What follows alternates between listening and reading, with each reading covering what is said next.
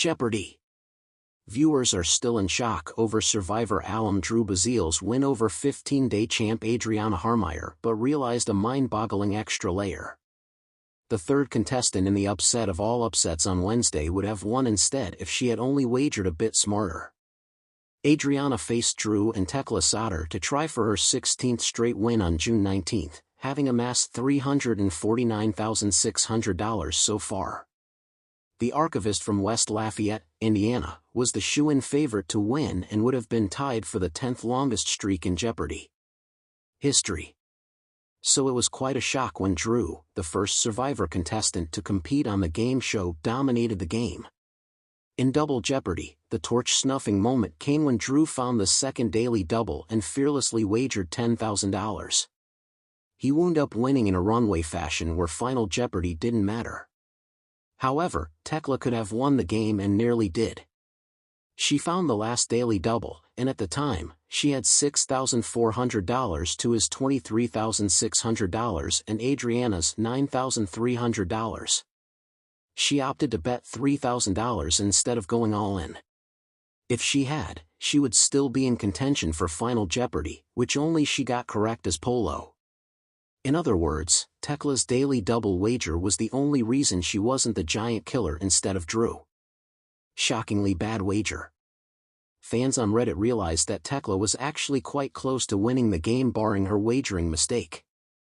I know the headline is the Giant Slayer, and yet I can't stop thinking about that last daily double wager, one fan began.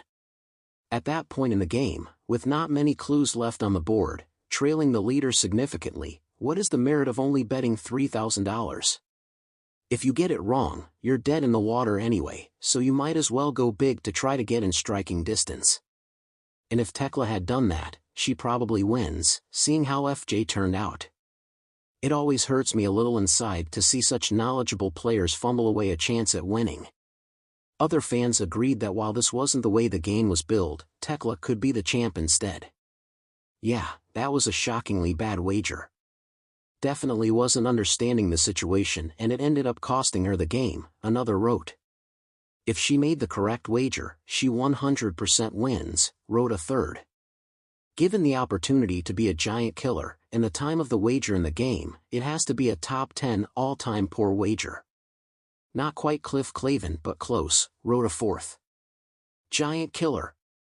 Instead, Drew had an uncatchable lead going into Final Jeopardy at $23,600, Tekla at $10,600, and Adriana had $9,300.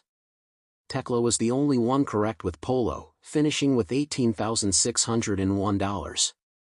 Drew dropped $118 to win with $23,482, clapping in excitement.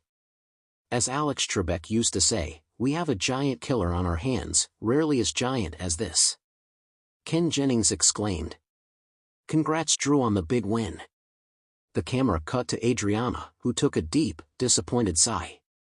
Ken added, Adriana Harmeyer, of course, leaves us after 15 wins. That's the 11th longest streak in Jeopardy history. We'll be seeing you again in the Tournament of Champions. Congratulations. Drew and Adriana then had an awkward interaction. He motioned to shake her hand, and she lifted hers to congratulate him but put it back down. They then made eye contact again and finally sternly shook hands.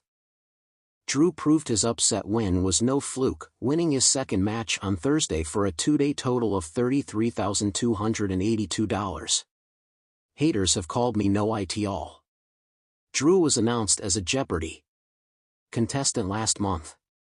The 22-year-old immediately praised his intellect on Survivor and also did so after being booted from the top 6. I'm one of the smartest people you've ever had on Survivor. Now, I don't say that to brag. I say that factually, he told Parade. I'm a great talker.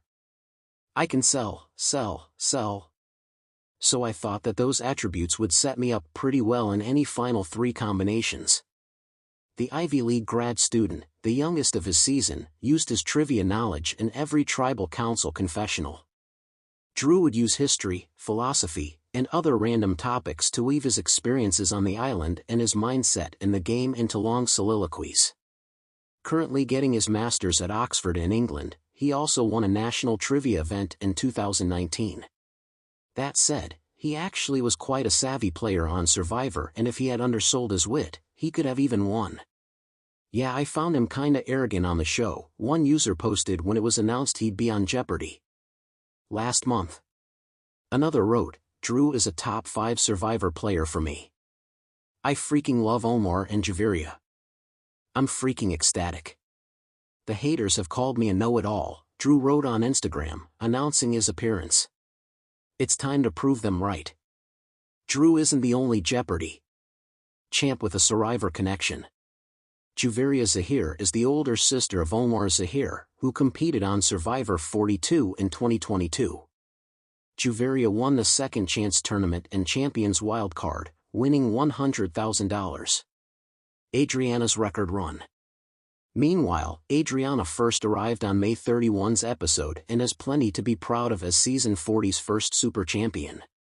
She was the first 10-day plus winner in nearly 2 years, the previous being 13-day champ Ray Lalonde.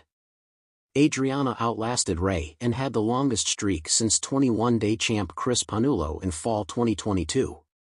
However, Adriana plays nothing like Chris, who won a vicious 48-49 out of 66 daily doubles. Instead, Adriana used an old-school strategy that set her apart from all other streakers in the post-Holzhauer era. She is a rare, top-down player who refuses to hunt for daily doubles. She's only found 14 of the 45 hidden clues in her streak, and she doesn't bounce across the board to find them. She relied on pure knowledge, going an astounding 92% correct on clues overall and 13/16 on Final Jeopardy! The other qualifiers for the next Tournament of Champions, all female, are 5-day winners Alison Betts and Dr. Amy Hummel, and Celebrity Jeopardy! Lisa and Walter.